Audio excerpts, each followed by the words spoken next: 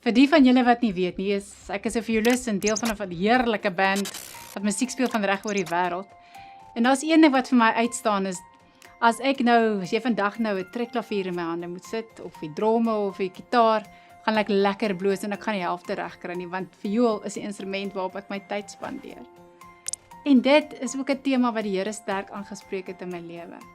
Oor tyd gee vir jou autoriteit. Hoe meer tyd jy op iets spandeer, hoe meer autoriteit het jy. En dit kom op dieselfde neer as jy voor jou kar staan en hy stikkend en jy is definitief nie die mechanic nie.